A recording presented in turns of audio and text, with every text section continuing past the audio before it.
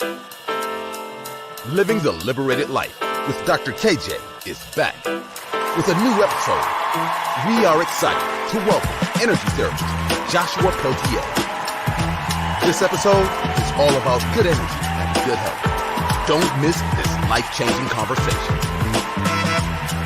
Check us out on YouTube Live and Facebook Live this Thursday at 7:30 p.m. Eastern Standard Time. And please don't forget to like, share, and subscribe. Thank you for all your support.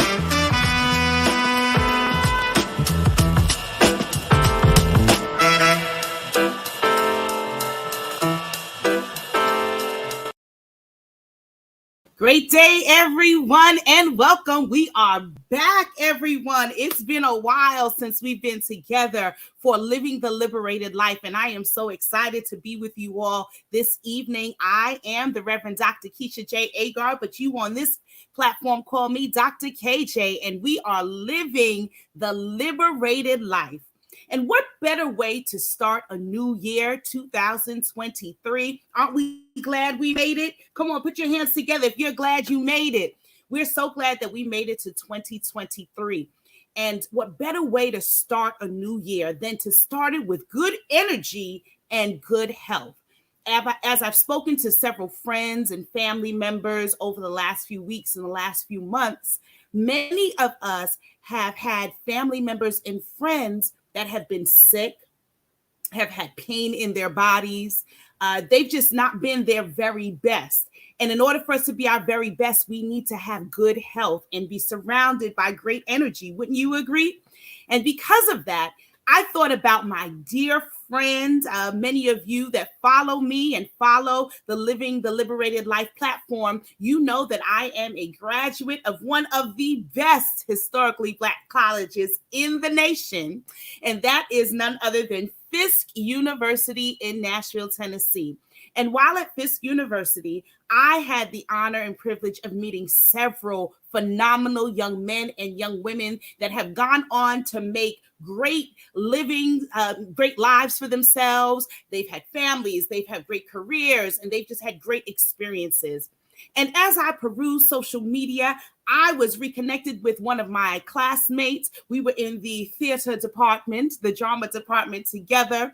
None other than Brother Joshua Peltier. Any of you that are from Fisk University and you remember Josh, you know Josh has been a character. But this character has developed to become a wonderful energy therapist. Tonight, we have Josh with us, and we are going to learn about what energy therapy is, what he does, how he got to this, and we're going to actually watch him do some wonderful do some wonderful work with some people, individuals. And if you want to call in, if you want to drop in, if you want to put a message in the chat, you are more than welcome. We want to hear from you. We want you to participate. So tonight, without further ado, I would like to introduce to some and present to others a friend of mine, my classmate, Joshua Peltier. Josh,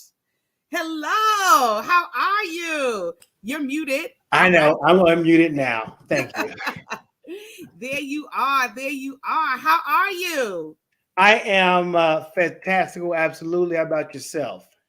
I'm doing great. I'm noticing now, just one moment, I'm noticing that our Facebook Live feed is not showing up, but we're going to go ahead and we're going to allow those, if you know anybody that is trying to follow us on Facebook Live, let them know that we are live on the Living the Liberated Love channel on YouTube. So they come on and join us. But Brother Josh, talk to me. Tell me a little bit about what's been going on. How are you? I am fantastic, absolutely, and not that much has been going on. I'm just joshing you. Everything's been going on, and it's been a tremendous ride. I'm just thankful for the abilities that God has allowed me to be a part of. I'm just a conduit, just out here trying to help folk be better. And the way that you introduced me, I started checking and saying, she talking about me. But That's your right. your character and your enthusiasm has gotten better, and I didn't think that was possible because you had so much energy at Exactly. Fisk, and you may have even more now, and that is tremendous.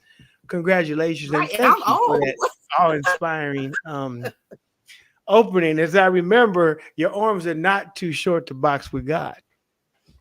That's right. I left Fisk for a year to perform in that production, and that was a wonderful, life changing experience. Yes, indeed. So, Brother Josh, what now? You are an energy therapist. Now, what did you study when you were at Fisk? When I was at Fisk, I studied communications, but as Dr. E. Jean Lambert, may she rest in paradise, told me Mm-hmm. so many times, it's not communications, Josh. It's not communication. We are speech and dramatics.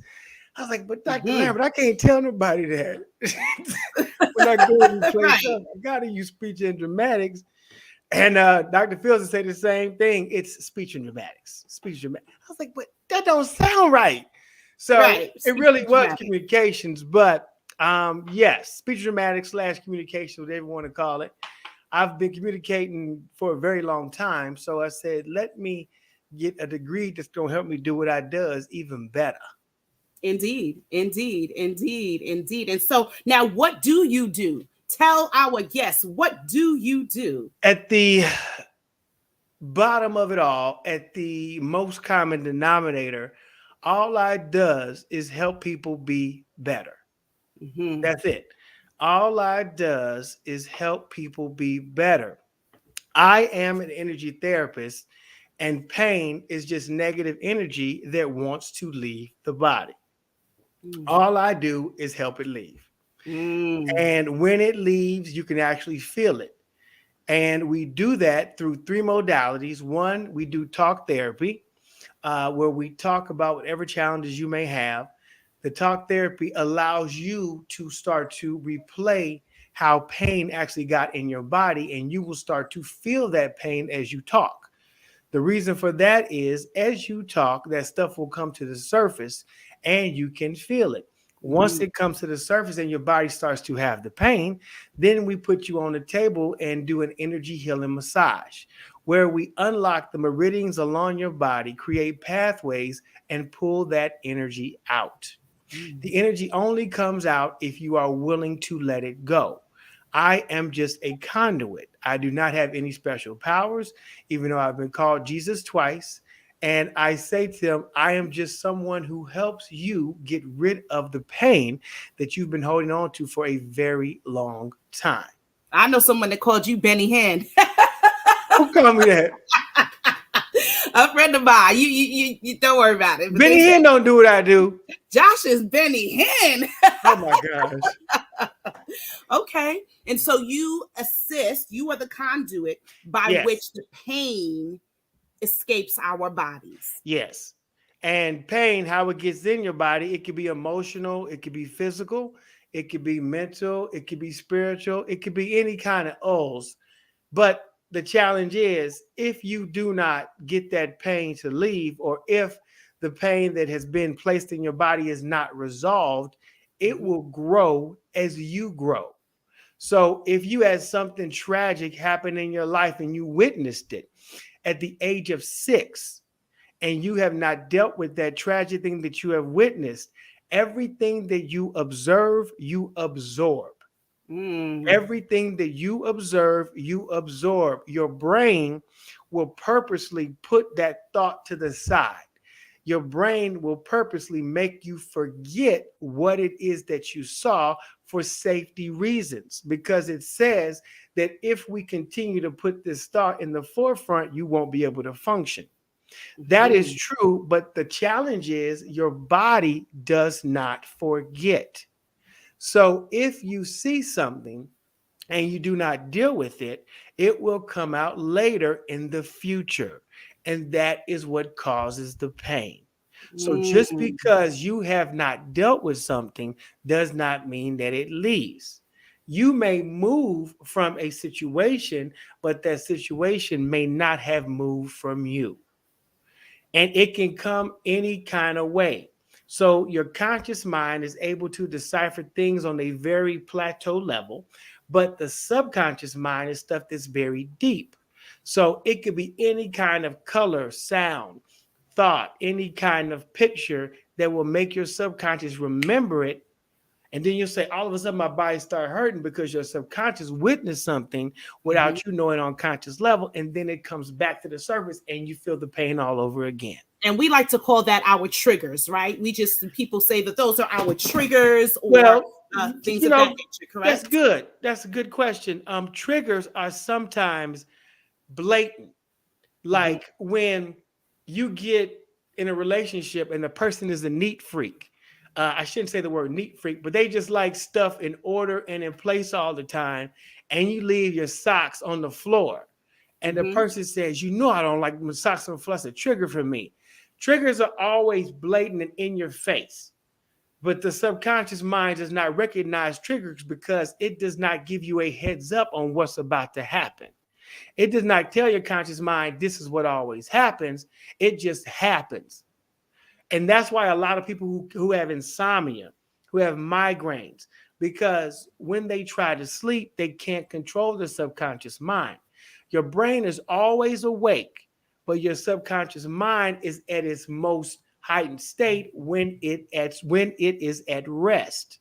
So when a Mhm. person cannot sleep, more than likely they are trying to suffocate thoughts from the past because they don't want to wake up with pain in the morning because the subconscious mind brings all that stuff to the surface. Interesting, interesting. And so you speak about the subconscious mind and pain and the inability to sleep, but so often we hear about the fact that our subconscious mind, it is active in our sleep in the form of dreams, right? And so can you speak to some of that? Does any of that kind of correlate? Yeah, so the challenge with dreams, and this is, I don't know how deep you want to get with this, but dreams have the ability to connect the things that you won't be able to connect to on a surface level. There's so many levels of how the universe operates. And a lot of times, what we see may not be what we actually may be feeling. What Hmm. we see may be what we're interpreting from what our past taught us of what it is that we're supposed to see. Your subconscious mind and dreams could be from a lot of things because a lot of people don't realize that they dream every single time they sleep. Hmm. We just don't remember. Right. And a lot of people don't dream in color. There's a reason behind that. And then there's a lot of times when the colors are so vibrant in your dreams that you could feel them. It all depends on what type of trauma has happened to you. What they Interesting. don't tell you is trauma can separate you from your body. And when that happens and the subconscious mind is able to see these things, it will uncover a lot of things that you do not sometimes want to see. Mm. If you have challenges with dreams and you keep on having reoccurring dreams, and I have clients who have seen all kind of stuff in their dreams, my first question is, what happened to you? Hmm. If you can determine a person's sleep pattern, you can find out what is really going on in their life and in their body. And this has no age limit or any thing like that. This is something that continues to happen if you don't deal with it, correct? Very good. Exactly. I know some people, I just had a client today who talked about how challenging it is for her to sleep because she always sees things because she has to sleep with the light on. Because Mm-hmm. every time she sleeps with the light off, she starts to see things in her dreams. Now, the only reason that is happening is because the thought of that happens because whatever happened to her in her childhood, she believes that's still going to happen. For her to change that concept, all we have to do is redirect the thought. Then we have to put her in a situation, put the lights off to have her control what her mind is understanding. because she's only representing and thinking what she knows from what happened to her in her past. So now she tells herself she has to sleep with the light on, but that's actually not true. Mm-hmm. But she's conditioned herself to believe that. So now her conscious mind is actually tricking her subconscious mind into believing that every single time she goes to sleep, this is going to happen. And both of them are lining up, say, this is going to happen, this is going to happen, and then it happens. And then she'll say, I told you it happened. But she made that happen by creating that thought in the first place. But I'm trying to get too deep. Interesting. No, that's fine. That's fine. I see someone has commented. They said the law of attraction. He says, how do you connect what you speak, what you feel, and what you think to what you experience? That's Dion Davis. I don't know if you remember Dion from University. That devil. He might weigh 22 pounds and be the heaviest person in the room. You can't help it. Yeah. I see Dion. What's up, brother Dion? Which question is he asking? Because there's 4 different ways to answer what he just said. I think he's just making a statement, and maybe you can speak to the statement. Say the statement again. He said the law of attraction. How do you connect what you speak, what you feel, what you think to what you experience? So it is a question. How do you do that? Okay, very good. It depends on what it is you're experiencing. If you have a person who always says, today, I know it's going to be a bad day. Mm-hmm. And I have a client like that who'll get up at 5 o'clock in the morning, and for 30 minutes, she'll sit on the side of the bed and be like, I hate this job. Why am I going to this job? This job is the worst ever. I can't stand this job. Watch, something going bad, going to happen to me. Watch. And every single day, something bad happens to her. Mm-hmm. Because she believes it's going to happen. Every single time she gets up and goes to work, something bad happens. She has not had a good day at this job in 10, 15 years. But it's so bad, but she's still there. So what happens is she has conditioned her thoughts into believing that something bad is going to happen. Mm-hmm. If you do that, guess what? Something bad is going to happen.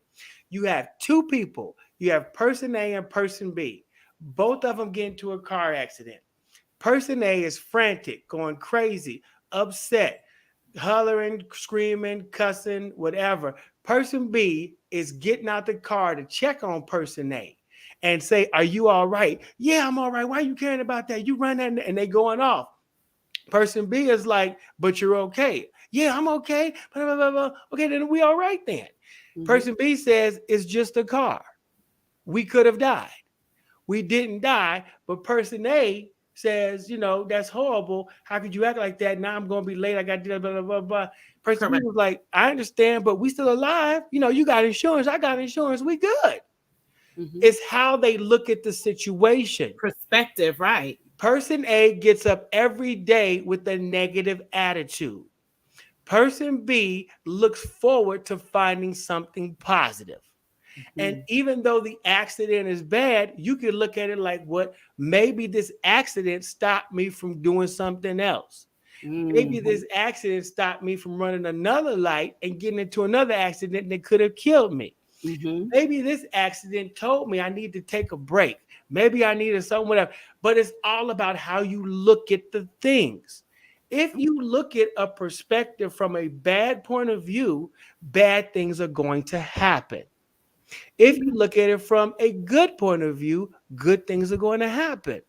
Perfect example. So let me ask you this, Josh. Go ahead. So how does this energy therapy, right? And I don't know if you gave us a very clear definition. I'd love for you to give us a clear definition. But how does energy therapy differ from, let's say, Reiki?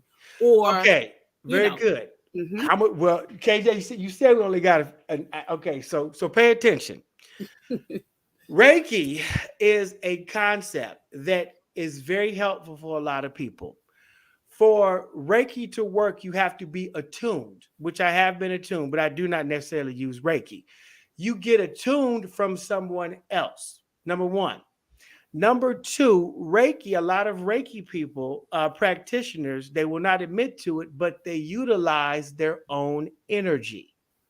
Mm. And when people who do Reiki, and I've worked with people after they've done a Reiki session and they are drained, eyes be red, sweat, Mhm, can't even mhm, stand up straight because they are using their own energy. I do not use my own energy. I allow God to flow through me. I am just a conduit. The reason and that it works is I don't force you to feel anything. I don't tell you how you're going to feel. I ask two primary questions. And the most important question I ask is, are you willing to let the pain go? mhm, Are you willing to feel better? mhm. If you are willing, you must say it out your mouth. It must go to your ear.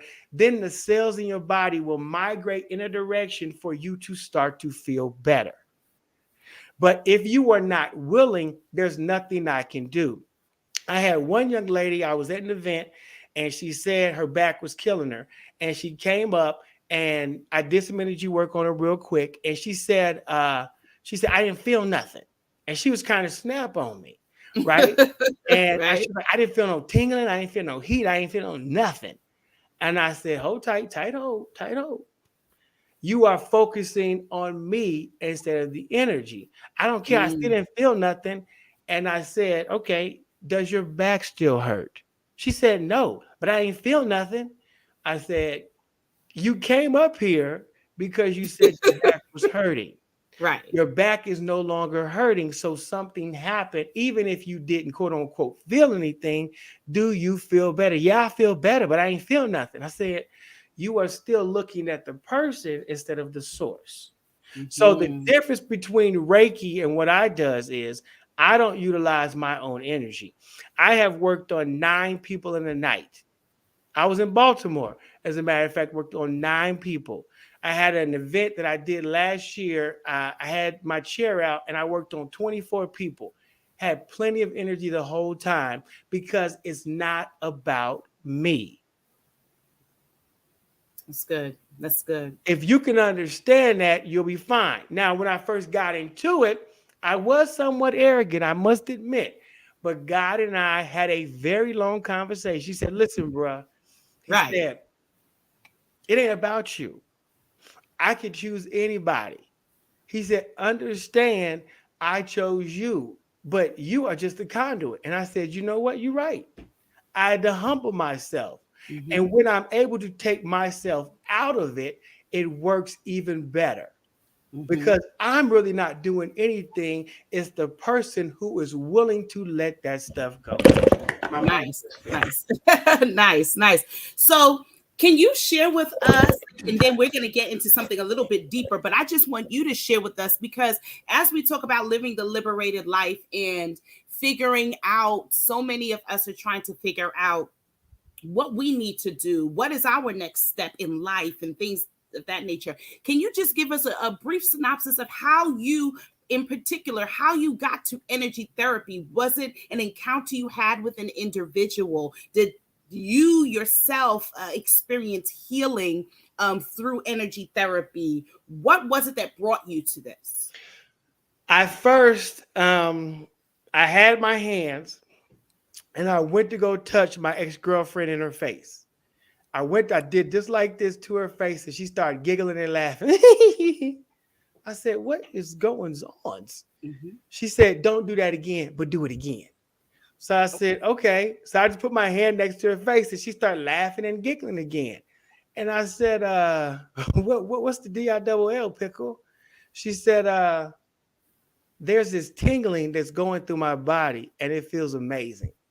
Every time you put your hand to my face. I said, really? She said, yeah, I don't know what it is, but it is unbelievable.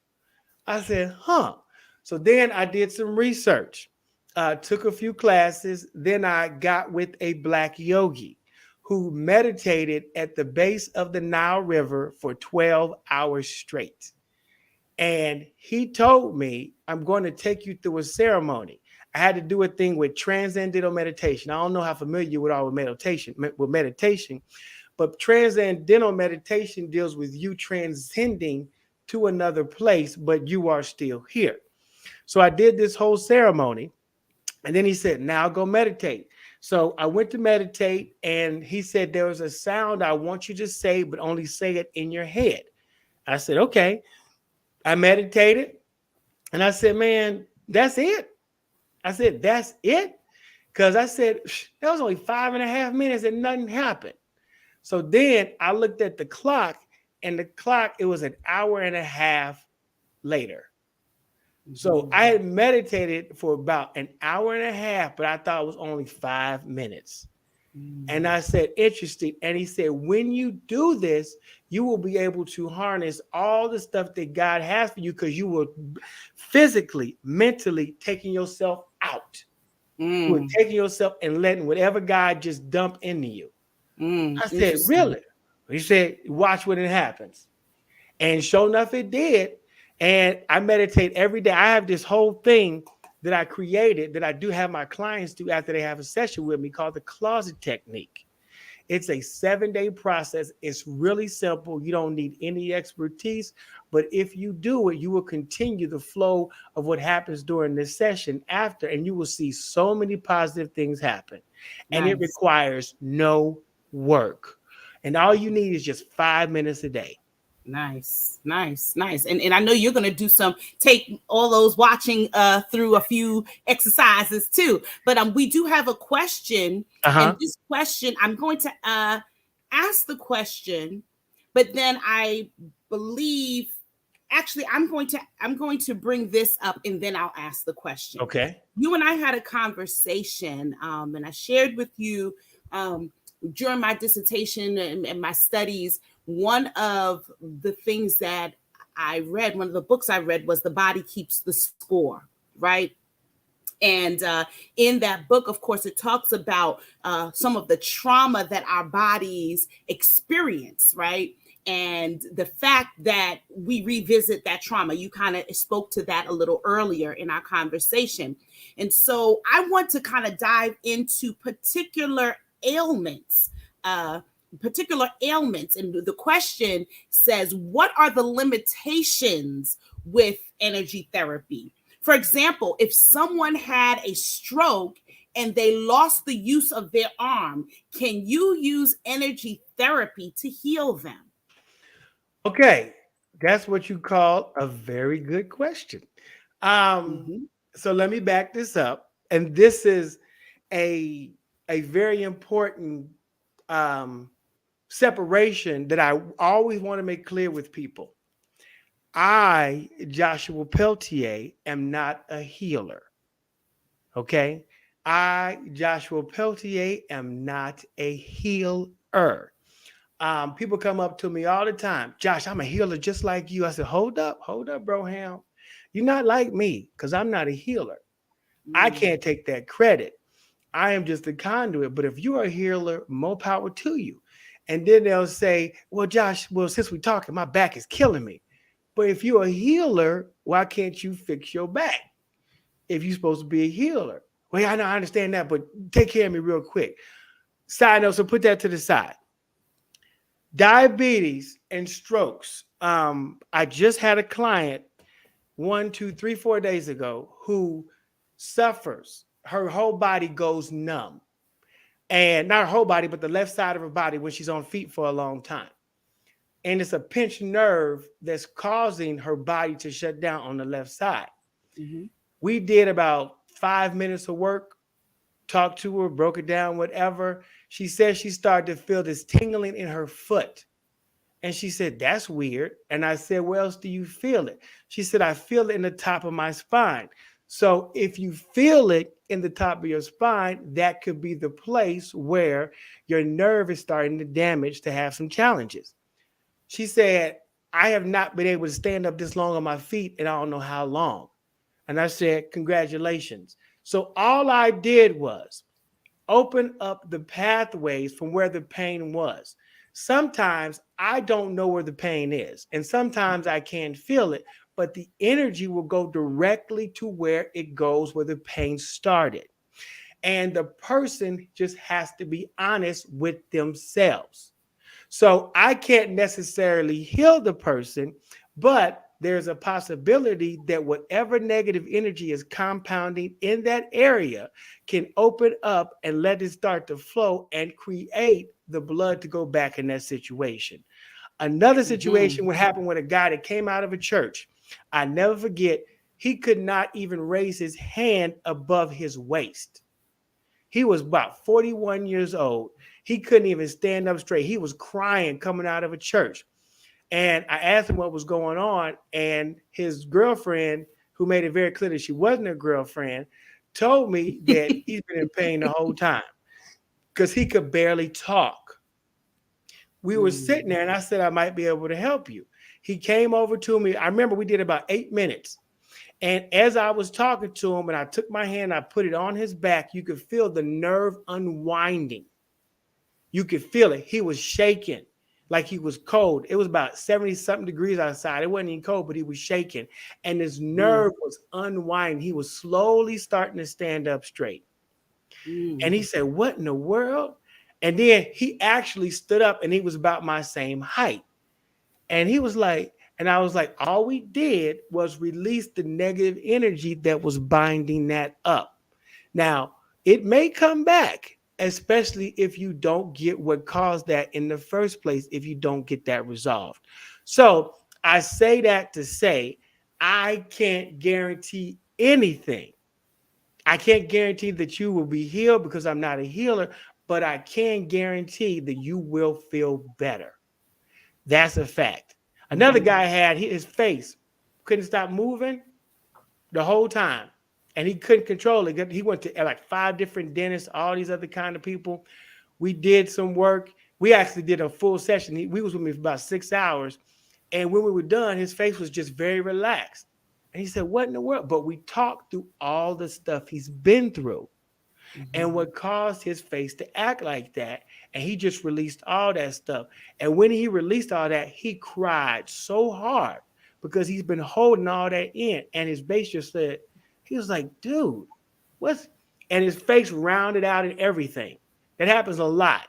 Because so this gentleman's asked about the stroke in particular in their arm, in the use of their arm. And so with energy therapy, of course, it can assist you in feeling better. However, can you speak to typically, and I know you can't target directly, but typically someone who encounters a stroke, typically what are they dealing with? Okay, thank you. Keep me on task, Katie. I can talk about this stuff forever. So thank you for bringing it back. Strokes deal with the heart. Okay, strokes deal with your heart. What people don't understand is, I'm gonna say this real quick. I talked about it yesterday. When a baby is formed in the womb, the first thing that lets you know if the baby is in there is the heartbeat. The heart is formed first. The heart has to be formed first because the heart has to pump the blood throughout the rest of the body to make everything grow. But if the heart is not loved, if the heart is not cared for, it cannot send the proper energy to the brain to develop properly. That's the same things that happens when you are an adult. If the heart is caring for other people, for example, if you're doing for other people, if you're giving people money, taking them places, always listen to their challenges, whatever it is, if you're doing that for other people, but nobody is doing it for you, your heart may start to give out on you because in essence, the heart that is in your body is actually pumping for other people. So when the heart is working for other people, it gives out. I've had at least 3 or 4 clients who their loved ones have just dropped dead from a heart attack. And they said that they were in the best shape. They ran this, they ate right, they did whatever, but their heart was not cared for. The heart has the ability to do and to feel. But if it does not feel, it will not do. The same way when children come out with challenges when they're born, a lot of times it comes from neglect in the womb because the mother is dealing with so many other things that she's not focusing the right energy to the child. So if a person has any kind of stroke, any kind of heart challenges, it can come from a lot of things. The four major things that I find that causes strokes, that causes heart palpitations, that causes heart murmurs, that causes all kind of heart is number one, forgiveness. If a person has unforgiveness, if they do not care, if they do not love themselves, and they do not trust, those things will form a heart wall to the And I think point we spoke where about that the other day when we spoke. I shared with you that I had a dear friend who was living with cancer, and she was living with cancer, and the doctors had tried so many different ways to assist her in her process. And at one point, the doctor just kind of threw up his hands and said, "Who haven't you forgiven?" That was the question, and she looked at him kind of strange, and she was like, "What do you mean?" And they said, "Who haven't you forgiven? Because we've tried this, we've tried that, we've tried these different ways of healing or therapy for you to assist you in what you're going through. However, nothing is moving the needle." And so that is letting me know that this is not rooted in this. It's not rooted in a health thing necessarily, or a flesh thing. It is a spiritual thing. And so we got to that point of unforgiveness. And so can you speak to that, how unforgiveness often manifests in our bodies? oh my gosh, you want to be here for all night. Okay, so unforgiveness is a choice. Write this down, everybody who's listening. Unforgiveness is a choice. I had a client who was shot by his brother, and he was shot a while back, but he would always limp, and he said he'd wake up with pain every morning. And I said to him, "Are you willing to forgive your brother?" He said, "No, mother," and he went on and on and on. He said, "That tried to kill me. How the well I'm going to forgive him?" I said, "Hold up. I did not say you had to forgive him. I did not say you wanted to. I said, are you willing to?" He said, "Yeah, I guess I'm willing." I said, "Just possibly a smidget, a hint, a micro fraction of an inch of forgiving him. Are you willing to do it?" He said, "Yeah, I guess I could do that." And this minute you work, his legs stopped hurting right there. What happens is when you don't forgive, it stops your heart from receiving and giving. Forgiveness, people think the other person is not deserving of it for whatever they did to you. That may be the case, but understand unforgiveness is very unhealthy because all that negative energy, it finds a way to surround your heart. If your heart is not able to expand properly, it's not going to pump the blood through the right parts of the body. And during our sessions, we remove heart walls and you will feel your heart expand. Then we make it even bigger.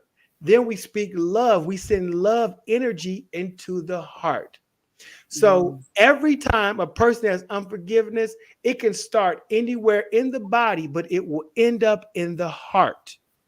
And if it gets trapped in the heart, all that blood that you're pumping throughout your body is just sending your body unforgiveness. Because the heart, once again, it does and it feels. So if it feels unforgiveness, it's going to send that throughout the body. If you let it go, once again, it's a choice. If you want to let it go, you don't have to do nothing. But if you want to be healthy, one of the best things you can do is forgive, as hard as it may seem. Yeah, and this brother just said, Jesus said, "Do you want to be healed?" Right? That's it. Right. Do you want to be healed? It's always on the person. And so we're gathered here today because some of us, we want to be healed. And so let's speak, Josh. I'm just going to throw out certain ailments, and you share with our audience how that shows up, how these Okay. elements show up. Uh-huh. So we've already spoken about the strokes and how Uh-huh. strokes manifest in your heart. You know, you have Mm-hmm. heart issues and things like that, and a lot of that has to do with unforgiveness. And let's speak a little bit about diabetes. Diabetes, everything in the blood. So what they don't tell you is energy can get trapped anywhere in your body. You don't have the ability to say where it's going to get trapped.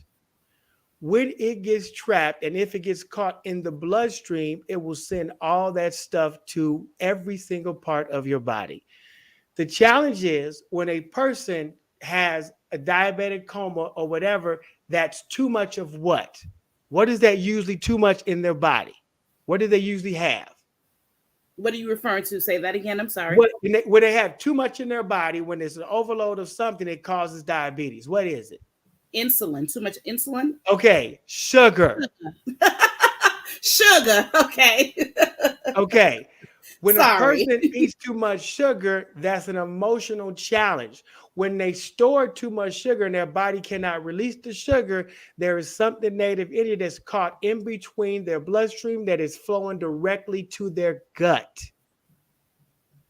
If your gut is not working right, it can channel all kinds of challenges.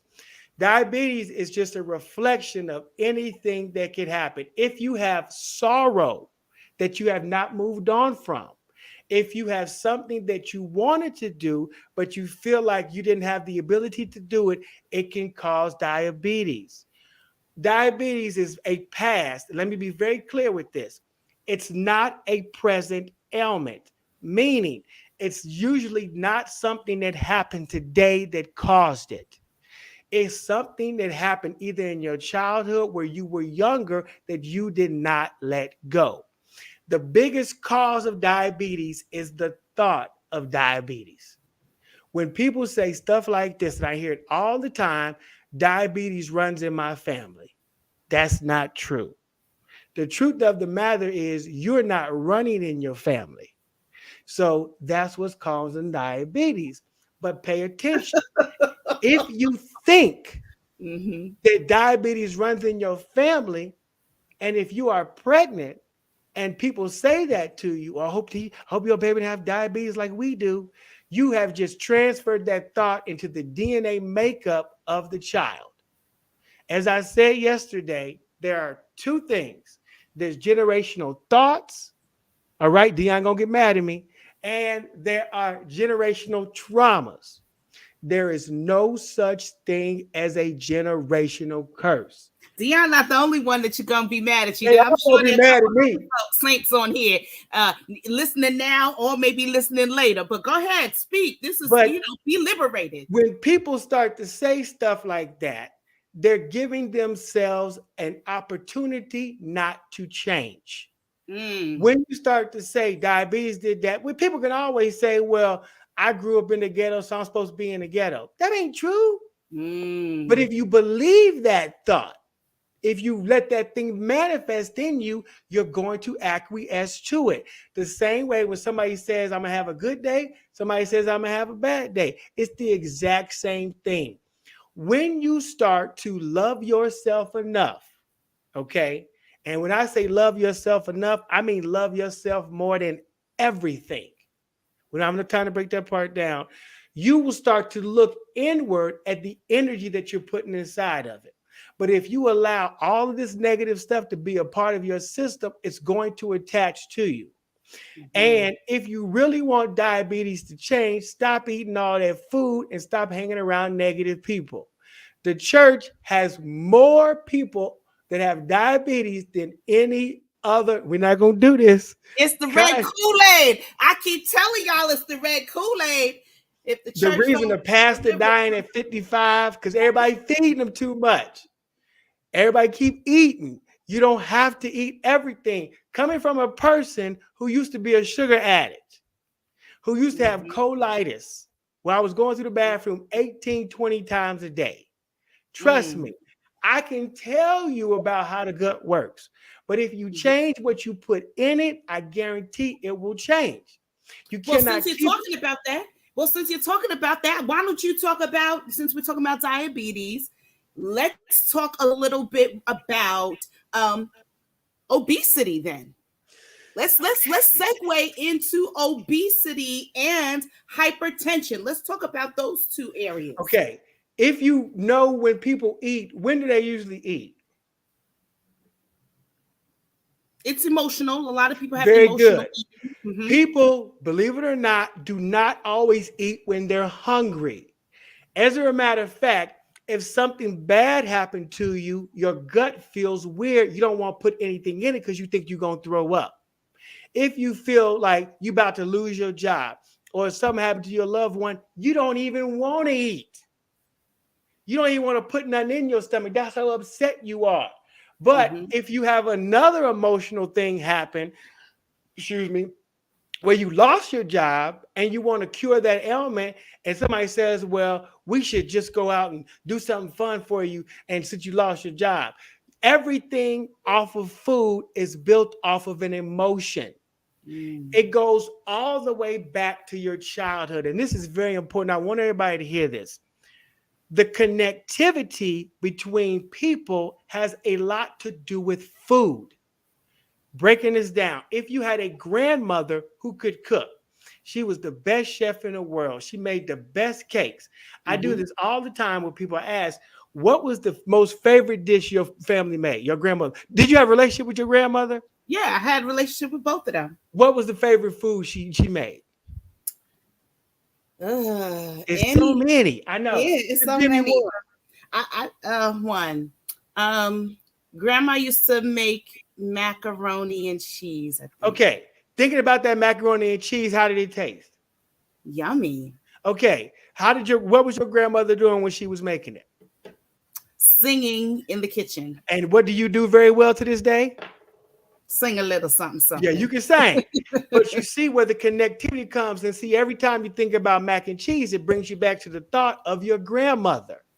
So every time you eat, and you probably saying this, as long as I've lived, I still have not had any mac and cheese as good as hers. No, but see what's so interesting. Now check this out. This out. You tell me what this is. So what the memory of my grandmother in the kitchen that is greater than the memory of the macaroni and cheese is the way she would set up her table, right? Okay. I'm going somewhere. She set it up. She would set up her table on Thanksgiving, and every setting would have a sliced a grapefruit with a red maraschino cherry in the middle. That was the appetizer. That was to open your palate. I said, when I get my house and I lay out my I'm going to start out with a ruby red grapefruit. And check this out. You just spoke about sugar, and everybody, she would sprinkle a little sugar on top. Right? So while it may have been a healthy thought or memory initially, right, with just the grapefruit, it's the tradition. It is the way it was prepared and the way it was presented that is more nostalgic for me. And now I don't necessarily foresee a grapefruit. Now, of course, now that I've come into more knowledge, I'm not dousing it with a whole bunch of sugar and all of that good stuff. But I understand the concept that we become very nostalgic and we just begin to think about, oh my goodness, my grandma used to do this. And that goes down back to the hog mogs, that goes back to the chitlins or whatever you eat. You know, I don't eat those things. I come from a Caribbean background, so it may be some other Caribbean food that is not in the South, right? Because they eat South in Guyana. So those are some of the things that we're accustomed to eating. And these are things that are not as healthy. And so back to your generational curses versus generational thoughts and generational trauma. Yep. Yeah, but that's just the flip side of it. But take it to the people who take it to the extreme, who miss their grandmothers on a daily basis, who are so caught up and not moved on from letting their grandmothers or their mothers go. they find themselves, without even thinking about it, continuously getting back to how that made them feel by doing the same act, what gave them the best moment. So they will continuously eat negative foods that cause negative energy, but it gives a positive mental result. So when people say all the time, I was just at an event the other day, and this woman could not stop eating, and she talked about how her grandmother she made all this food, and I cooked all that food the same way to this day, and she is having all kind of challenges. And I'm saying to myself, why do you keep on making all this food? But she later told me, because it makes me think of my grandmother. She was so soft and warm, and she always had a plate for you, and the whole neighborhood loved her. I mean, she took care of everybody. So she's steadily, not even knowing, connecting the food to an emotional high. And then what they don't tell you is, and this is what's very challenging, sugar takes 7 to 10 days to get out of your system. Wow. Watch how this works. If you drink 1 can of Coke, which is very deadly, by the way, I don't advise drinking Coke, but if you're a grown person, I don't tell people what to do, because Coke is what they use to clear off blood on the high side of the highway. Whole nother conversation. If you drink 1 can of Coke on a Monday, that's all you need for the entire week. But what happens? As far as sugar, you'll drink coffee in the morning, get a donut, then lunch, you'll have something, and you'll have another sweet. Then you'll go home and you'll do that and whatever. And then they got the big gulps and the big old 32 ounces. That's sugar overload. That's so much. Your body can't get it out of the system. So what does the body turn it into? Fat. And what they do, if you look at any kind of food thing, if you look at the daily value of sugar, it's a blank space. Because if they told you how much the daily value was, they would tell you right there, that can of Coke is probably 110% of the daily value. Wow. But the sugar people lobbied to get that off of there. So now you don't know how much sugar you're putting in your system. They'll tell you the grams, but they won't tell you daily value. But everything else got a daily value. But once again, it's all emotional. If you are an alcoholic, you are just a sugar addict. Because alcohol, all it does is turn into sugar. Alcohol goes into the bloodstream faster, telling your brain that you need it. But need is a funny word. It's not a real word. It's what do you want? There's nothing wrong with wanting. If you need, you will always be powerless. If you want, you are immediately powerful. You don't need to stay in a relationship, but you tell yourself that, so you justify why you stay. But if you want to leave, you will leave. If you want to stop eating sugar, you will stop eating sugar. If you want to have positive energy, you will have positive energy. But if you're so surrounded by negative energy and you think that's what you need to survive, that you will keep on having. Wow. So I'm going to open it up in a few moments, but I want to bring on, and if any of you that are watching have any questions, feel free if you want to continue to share this. I know we had a problem with our Facebook live stream, but if you'd like to continue to share this, feel free to continue to share this with your friends and family members. They can jump right on. But before I ask, I'm going to ask one more question, and then I am going to bring on our other special guest for Josh to do a demonstration. I think that would be really great. So we're going to give everyone a little time to get their friends and family members on. Go ahead and type your questions in the chat. But you alluded to good energy foods. And as an energy therapist, what are 3 to 5 foods that you would say are good energy foods? Okay. That's a really good question. KJ, you are on it, doggone it. First of all, there's no such thing as good energy. As well as there's no such thing as bad energy. There is only 2 kinds of energies. And what are they? Positive and negative. That's good. So How you can tell if a food is a positive food, what do you do and how do you feel afterwards? While you're eating it, you're going to feel amazing because that's what sugar does. But what are you going to feel afterwards? If you are drained, if you have a headache, if you feel like you don't have enough motivation or whatever, food will do that. Because the two things that they add in food is sugar and fat. If they take out the sugar, they add more fat. They take out the fat, they add more sugar. So if you really want to be on this healthy lifestyle, this healthy mindset, the number one, well, I shouldn't say number one food, but the food that is very helpful to eat and very healthy is a cucumber. Cucumbers are alkaline.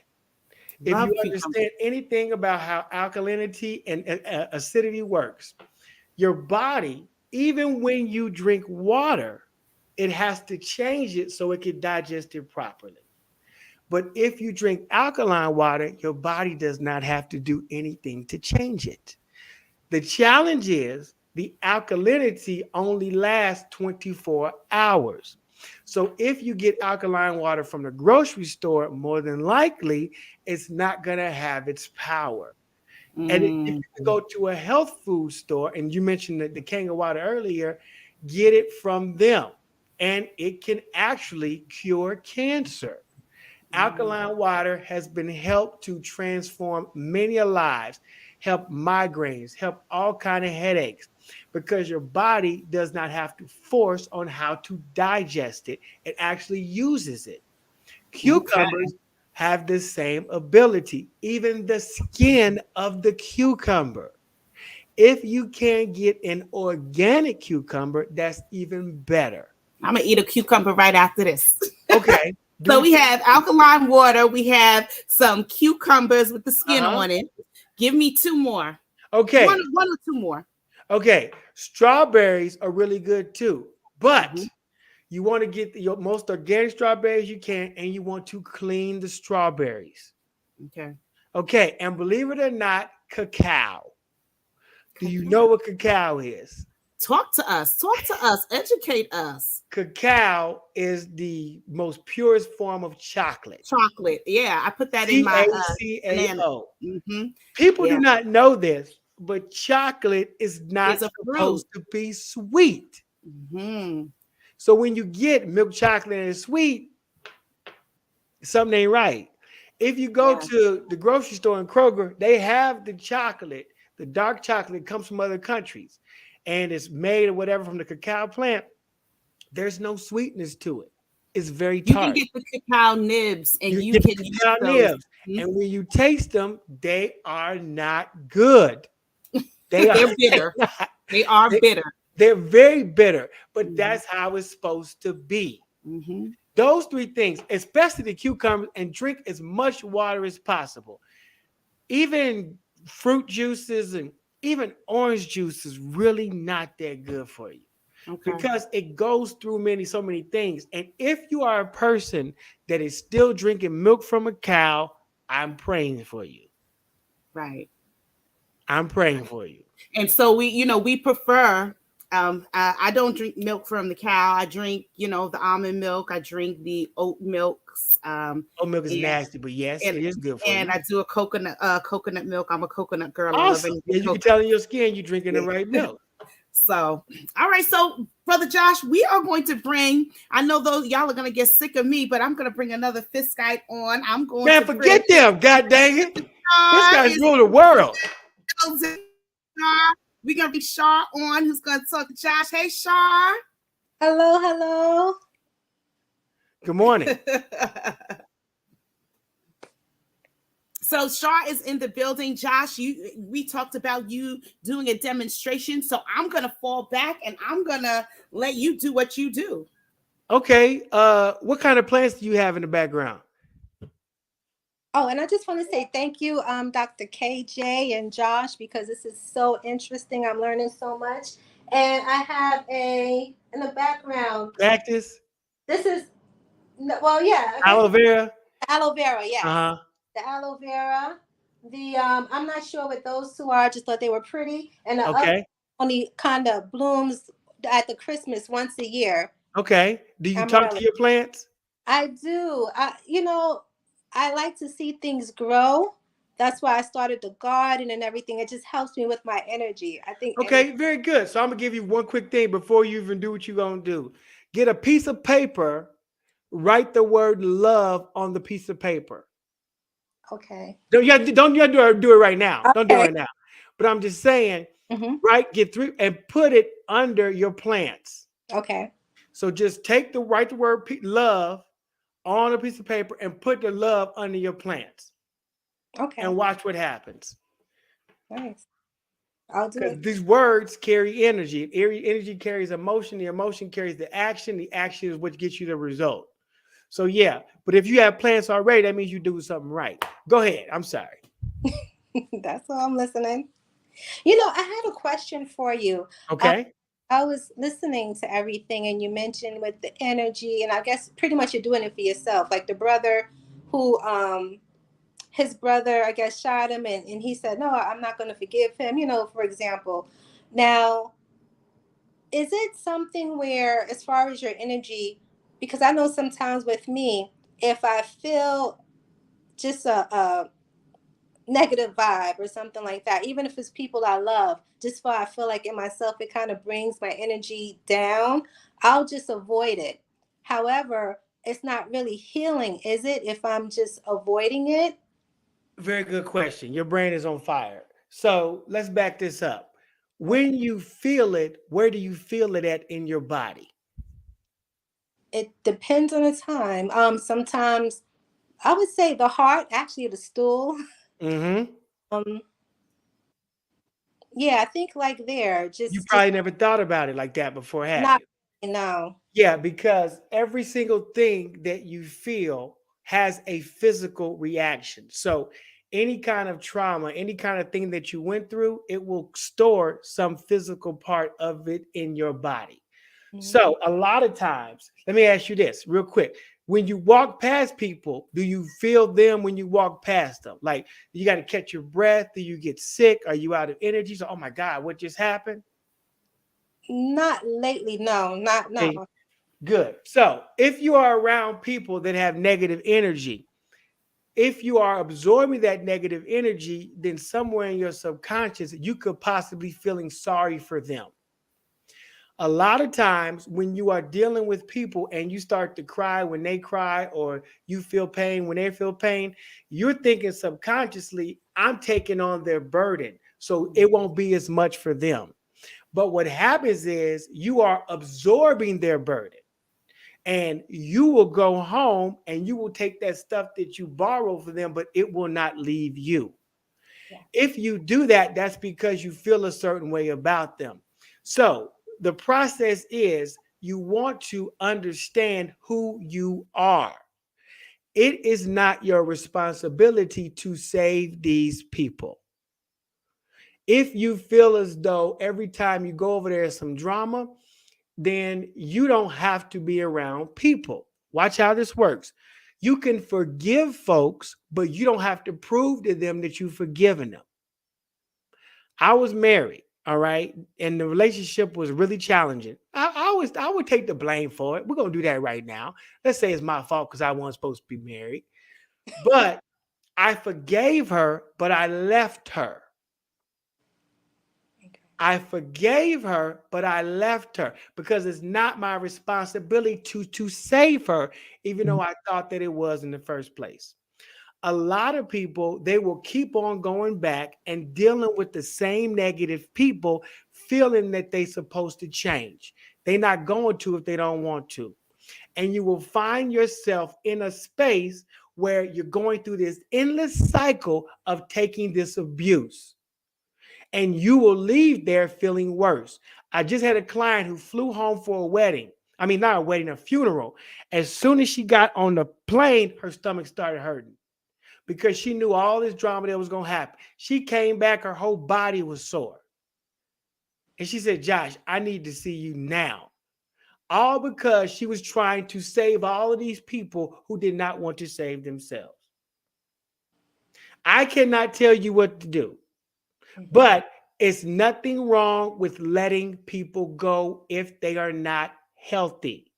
We Mm. don't do good or bad over here. We don't do right or wrong. We only do healthy. And if it is not healthy and you continue to do it, you're making that decision for yourself. If that's what you want to do, that's fine.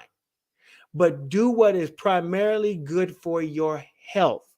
If you look at it from that angle, you will not feel bad about telling people no. You will not feel bad about hanging up on people. And I tell people all the time, if you have a hard time telling people no, say these exact words. You can write it down. Josh said, I am enough.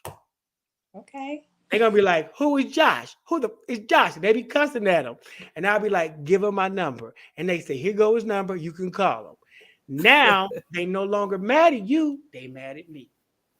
So now you only focusing on your health. Let me deal with it. You go on about your business because you've probably, without even knowing it, been put in a situation where you have to take care of these people for a very long time. Whenever they go through something, they might call you. Whenever they need something, they call you, and they make you feel bad if you say no. Forget them people. It's about your health. But from whatever you've been through in life, you can't choose your parents, you can't choose what happened.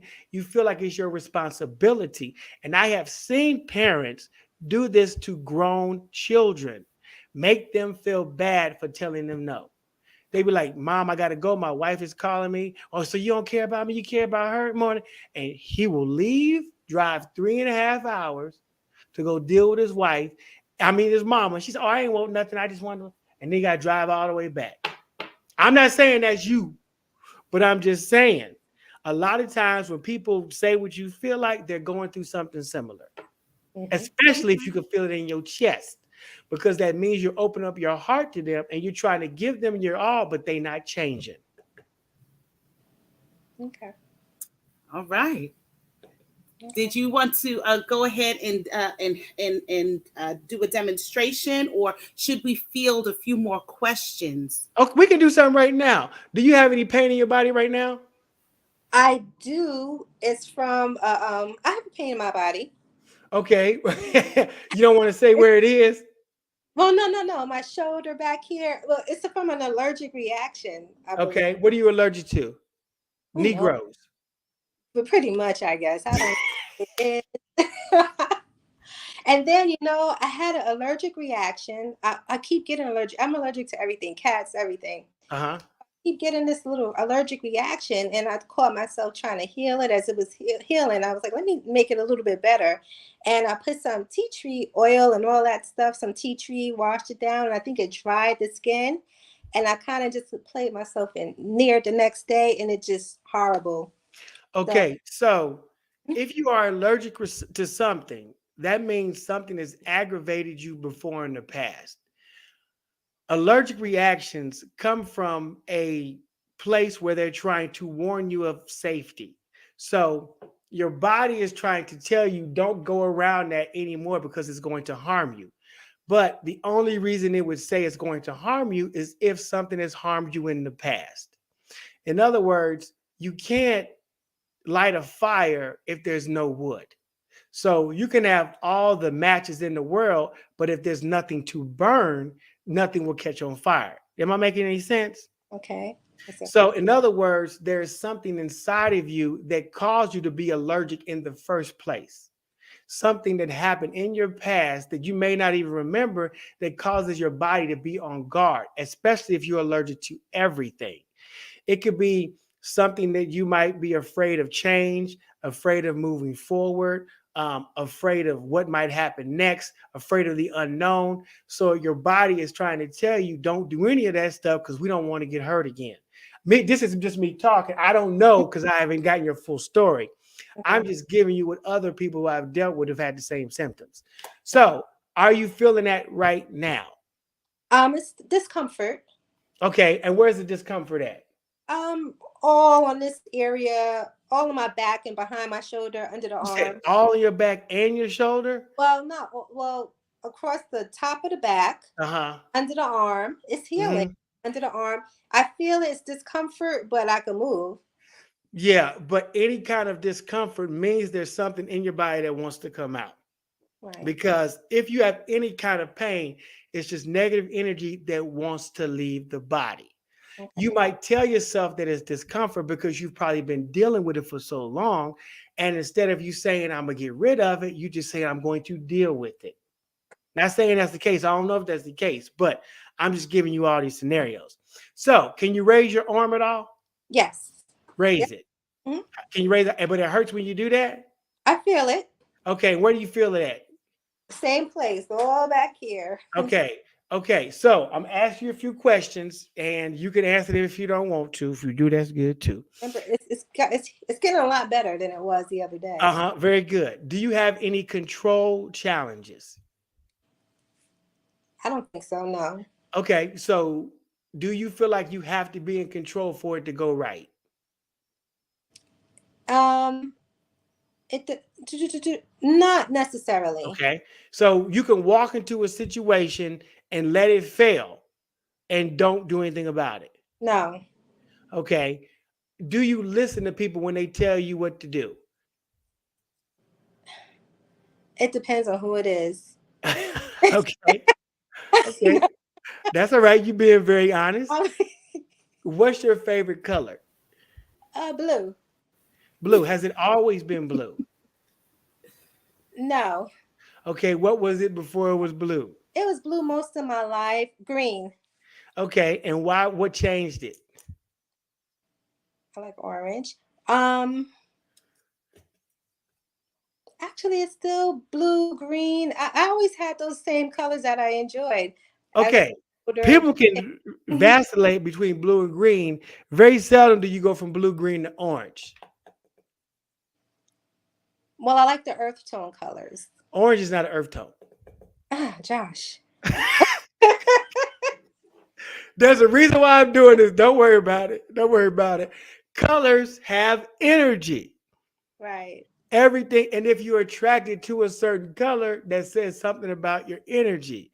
If people have a hard time determining what's their favorite color, it comes from decision making and critical thinking challenges. Okay. That comes from neglect.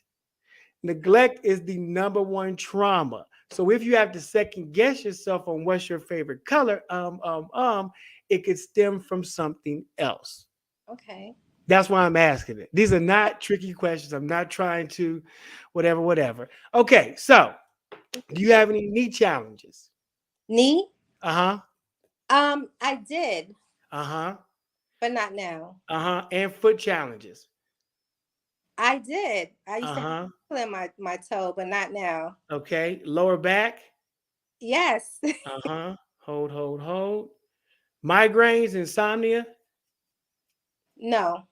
Never. No. Okay, good. Hold. Good. What about your parents? Did they have any migraines or insomnia? No. Okay. Are you sure? Yes. Okay. Very good. All right. Put that there. Good. All right. Last question. Do you know what love is? Yes. Okay. All right. Very good. Okay. All right. Good. We're going to see if you was truthful or not. Okay. So touch where your pain is, your discomfort. Discomfort? Oh. Uh-huh. Is it still there or is it less? Um, it's I mean, it's okay. I don't really, yeah. Okay. Is it the same as it was or is it less? I don't know, Josh. I'll say it's less. I can move. Okay. Hold tight. All right. Sit still. Sit up for me as straight up as you can. Good. Hold tight. Where are you at? You in New York? I am. What part? Queens. Shar, Queens, New York. Hold tight. Breathe. There it is. Connect. Good. Let me know if you feel this energy going up your spine. It could be tingling. It could be warm. It could be cold.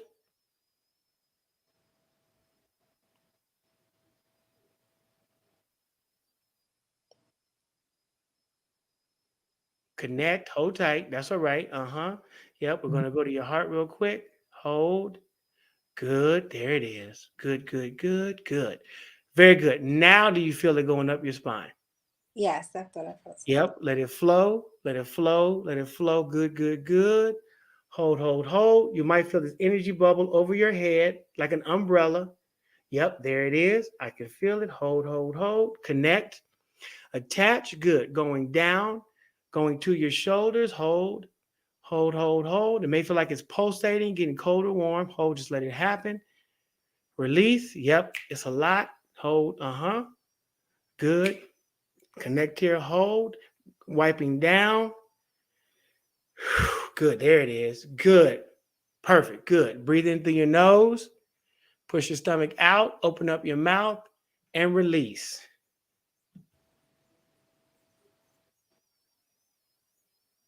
Yep, there it is. Good. Open up your eyes slowly. Good. Now raise your hand. How's it feel now? Good. Yep, you feel yourself being calm now. Good. It still wants to work. Good, good, good. Very good. Let it happen. Good. Very good. What about any stomach challenges? No. You go to the bathroom every day? Yes, but I don't. Okay. All right. Ho, ho, ho. Want to get too personal? Leave that part alone. Good. I don't have Relax. Going to send you some more calming energy. And relax.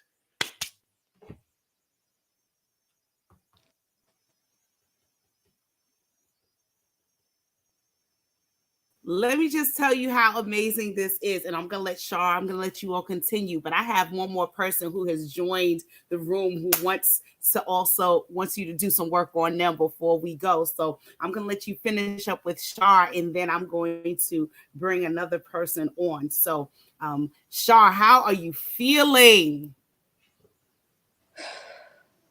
Good. I felt that after the second time, like the hot, warm as I'm going up my back, and I felt my heart, I heard it and everything, felt my heart racing a little bit. So yeah. Wow. Yeah. Don't try to All right. find it. I am. But it's just that Leave easy. it alone. It's released. You Yeah, released yeah, it. Release it. yeah. Let it go. Yeah, that I ask you some specific questions. If you're truthful, it opens up. That's what happens. So you were very truthful. That's why I said we're about to find out if you're truthful or not. And if it didn't work the first time, that means you weren't truthful with yourself. Didn't have anything to do with me. Mhm. I'm in Atlanta. You all the way in New York. So it ain't got nothing to do with me. Is if you're willing to open up and let that stuff go. Yes. Yeah, it's a We have lot another more that willing you're dealing with. participant. Yeah, yeah. That's okay. But congratulations if you feel better. That's the Josh effect. Yes. Thank you so much, Josh. Thanks, Shaw. Thank you, Shaw. We'll make sure you get back in touch with him soon. I'm gonna bring on our next person, and Yeah, then don't try to after find her, it. Okay. we gotta wrap it up. Thank you, Shaw. All right, the next person is Melanie. Melanie is here. Hi, Mel. Hi, how you doing? Nobody I'm what you great. heard. Great. All right, Josh, I'm going to leave Melanie into your hands. Uh-oh, I'm ready. What's going on with you, Melanie? Insomnia. How long have you It, been dealing with it? oh man, for a while. Most likely more than 2 years. Okay. Do you remember anything that happened in your life? Um, well, taking care of everyone, When but you say mostly everyone, your mother, father, brother, sister, husband, children, um brother, niece, nephew, but mostly worried about my mom. worry. Good. Yeah. Okay. How long you been worried about her? Oh boy. For about it's gotten progressively worse within the past 5 to 6 years. But Does it's she gotten have worse. any mental challenges? Is she dealing with her memory? No, she's 97 and she's just as spry as she can be. Okay. So what are you worried But about?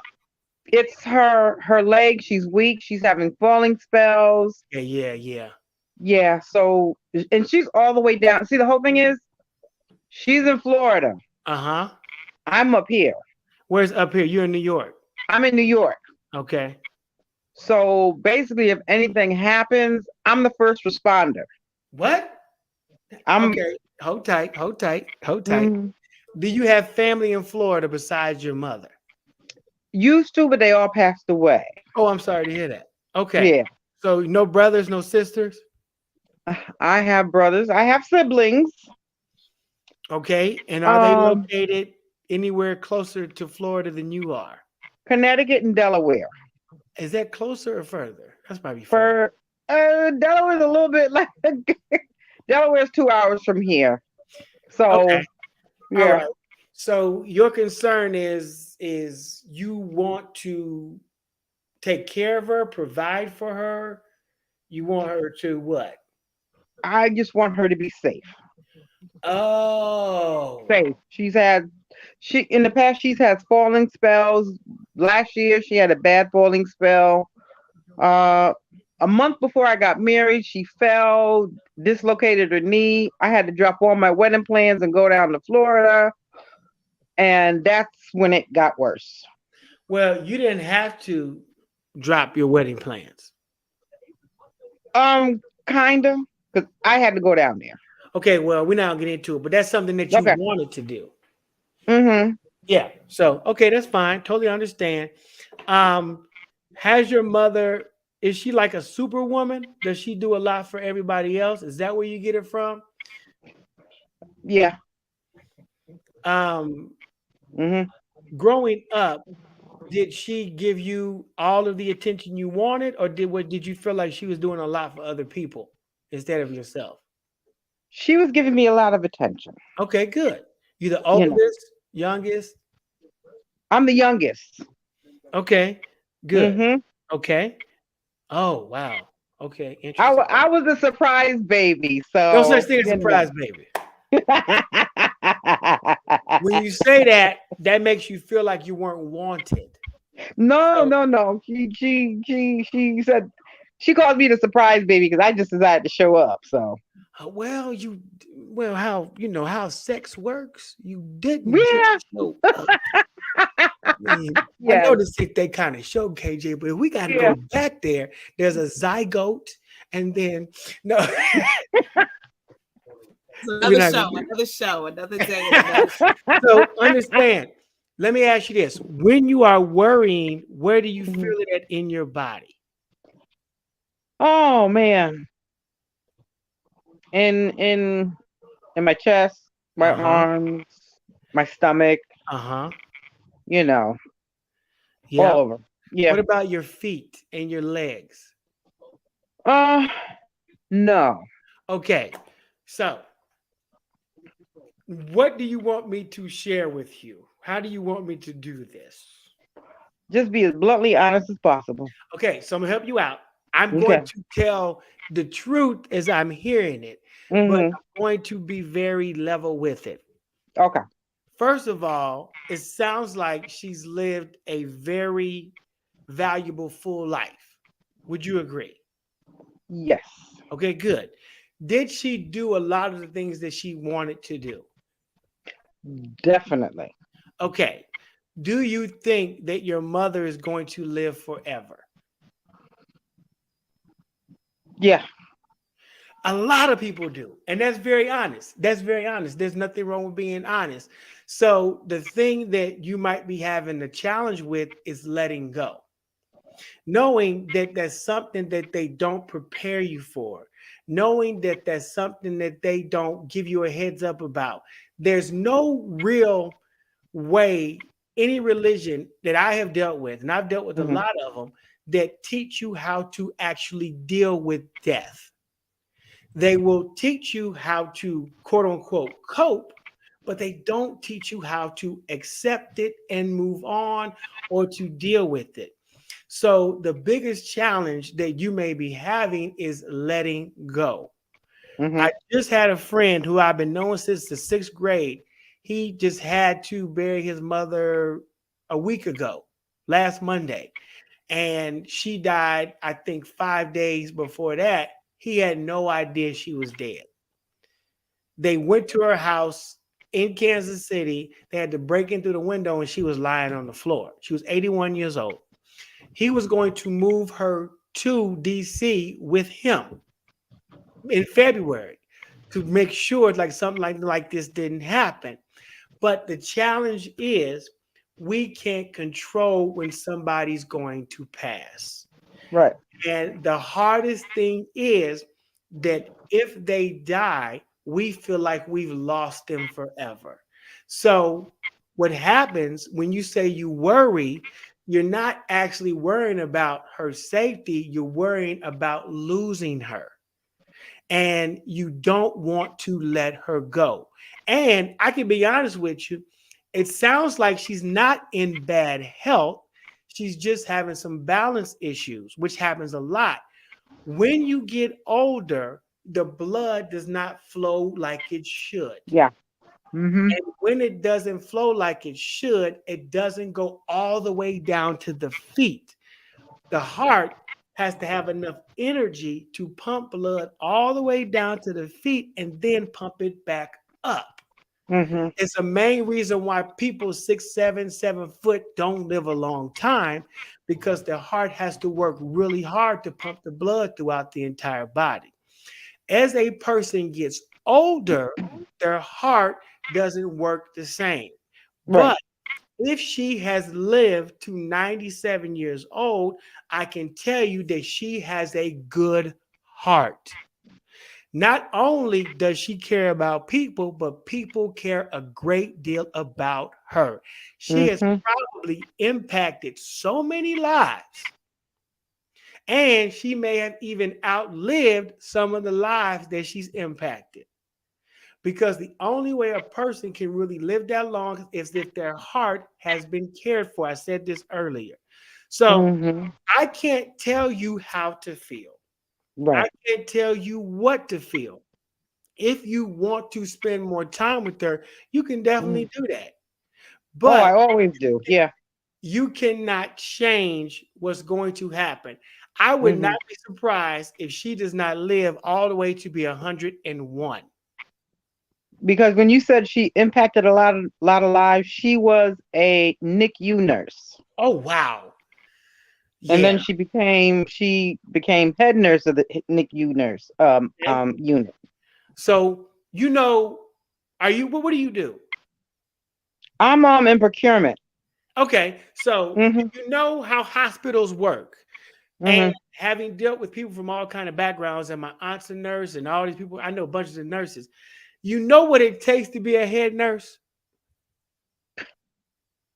I no, I What's the don't. number one thing it takes to be a head nurse? You KJ, do have you to know? have care. You have to have care. People Patience. have to like you. Mm-hmm. If people do not like you, they will not make you a head nurse. Yeah. You will get all these accolades, you will get this reward, but if people don't like you, you will not Mm-hmm. be a head nurse. This is a fact. So the fact that she has cared for so many people and people liked her, it has shown that she is living a very prosperous and fulfilling life. That is a bonus. Right. And if you want to spend more time with her, you can. If you want to help her to walk better, what is her diet like? Um, she's on a regular diet, but she doesn't eat a lot of beef. She does a lot of Good, poultry, a good, lot of fish. She loves her good. vegetables. How much You water does she know, drink? she's constantly drinking water. Good. She Wonderful. constantly drinks her water. So, does she use a cane or does she not want to use a cane? Uh the doctor told her a walker because the cane now isn't sturdy enough for her. Okay. Okay. So she's using a walker reluctantly. Very good. Reluctantly. I get it. That's I'm hey. gonna I'm gonna have to I'm gonna have to speed us up just a little bit, and we're going to give you a personal session so you all can work this through. But if there's anything, if you'd like to do another demonstration, or if there's any other questions, we can begin to. My bad. Because this is something I can't rush like I did the last. Yeah, I can tell. It's a full circle thing for you, Melanie, because you want to come to grips with something, but you also want to appreciate something at the same time, because you're going to have two emotions collide, and you're going to have to figure which one you're going to have to deal with. And that's something I can't quick fix. So, I can help you, but I just can't tell you what to do in this situation, because it sounds like you are good people and your mother's good people. I'm not. What exactly do you want me to do? Oh, you want to go to sleep? I can help you do that. My bad. I brought it all the way circle. She want to get some rest. She wants some rest. Okay, good. So do me a favor. Do you have any physical pain right now? Yeah, my right shoulder. Okay. Yeah. So, okay. What is your son doing? I don't have any children. You don't? Okay. No, it's just me and my husband. Put that one over there. Leave. Okay. Okay. Got it. We're not going to talk about that. Put that over there. Okay, good. All right. Sit up straight if you can. Okay, good. Very good. I want you to do me a favor. Put your hand on your heart. Doesn't matter which one. Okay. Okay, good. Hold tight. Going up. Go, There it is. Good. Do you feel any energy going up your spine? No. Okay, good. Hold tight.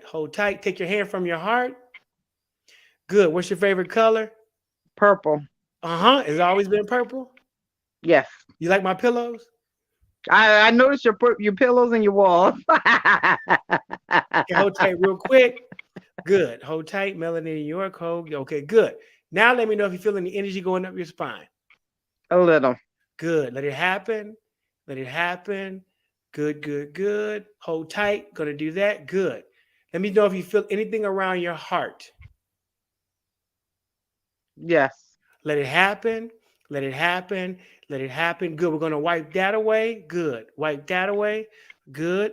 You probably could feel this. Yep. Good. Yes. Okay. You can forgive yourself too, because you can't save everybody. Let that go. Good. Hold. Going up further up your spine. Let it flow. Good. You're feeling an umbrella over your heart. I'm sorry. Yep. My bad. I'm in your head, but it's going to your heart too. Hold. Good. Attach here. And you're going to feel like this pulling coming out of your back. Yep. Feels like a little string. Yep. Let it happen. Connect, hold, and release. Whew. Breathing through your nose real quick. Push your stomach out. Open up your mouth. Let the air out. Good. And say to yourself, I am willing to sleep. I am willing to sleep. There you go. You might be ready to go to bed right now. Oh, yeah. We got to continue this. Yep. It's a bunch more. That's all I can talk about right now with everybody watching. Right. I don't want to get out to your business. But if you feel better, that's the Josh effect. Wonderful. Josh, thank you so much, Melanie, for wanting to Thank you. and to experience some of the Josh effects. And I will, I'm going to put you and Shaw backstage so you can just hold tight really quickly as I wrap things up with you, Josh. Josh, I want to just give those that are watching and those that will be watching the opportunity to connect with you on their own. And so if you'd like, can you please share, how can people get in contact with Josh? Yeah, the Josh effect. Several ways. First of all, KJ, thank you so much for taking the time out to thinking of me in the first place. Your energy has always been heightened. Even though there's been some challenges in your life, your heart is still pure. I knew that at Fisk. And when we did the Black College Dance Exchange, I didn't know you that well enough to tell you this, but your heart has always been a shining light. So continue that up, regardless of what has happened to you. All right, that's a whole nother conversation. Thank you. For phone number 678, write it down, 759-0021. 678-759-0021. That's the office. You can reach me at therealjosheffect.com. Therealjosheffect.com. And you can go to my Instagram, the Josh Effect ATL. The Josh Effect ATL. You can call me right now. I might not answer the phone, but you can still leave a message. And you can message me on Facebook and Instagram and therealjosheffect.com. Whatever your challenges are, I can guarantee that you will feel better. I cannot guarantee that you will be healed because I don't heal nobody, but I can guarantee you if you let that negative energy go, you will feel better. And I think I think some of the people that just watched today are feeling better just because they have been enlightened, they've been informed. And I thank you, Josh, for your willingness to come and share with our audience. And we look forward to you being a part of our next Liberated to Love event that we'll have. We're looking forward to having another Liberated to Love retreat. Oh, yeah. And so, right, we talked about that. I work with couples all the time. I had a couple that had challenges conceiving. Their baby is now 28 days old. Come on now. That womb energy that I'm trying to tell folk. But we may have to do a part 2 so we can talk about the Let womb. me know. We can talk about some of those things. Oh my goodness. We know so many women that are dealing with different issues with their womb. And we talked about before, Josh, in our own time, talking about sexual trauma and how that infects and affects us. And so not to keep the hour going on, we are well past our time, but we just want to say thank you, thank you, thank you. And would you close us out with your last liberating thought? What is your final liberating thought for us today, Josh? If you have the ability to let go, then you have the ability to be better. If you have the ability to let go, you have the ability to be better. That's good. That's good. All right, guys, I am working on my ability to let go so that I will be better. And I hope each and every one of you watching today will be able to do the same. I think we have one more comment in our chat. Someone said, thank you very much. Thank you very much. And so we thank each and every one of you for watching. We have many more shows coming down the pike, and we want you to be a part of our community. So please follow us at Living the Liberated Life with Dr. KJ. Subscribe, be a part of our family, that we're able to change one another's lives. We're able to live liberated lives all to the full and being well as we do it. So I'm signing off. Remember, live liberated and know that you are loved. God bless you and good night.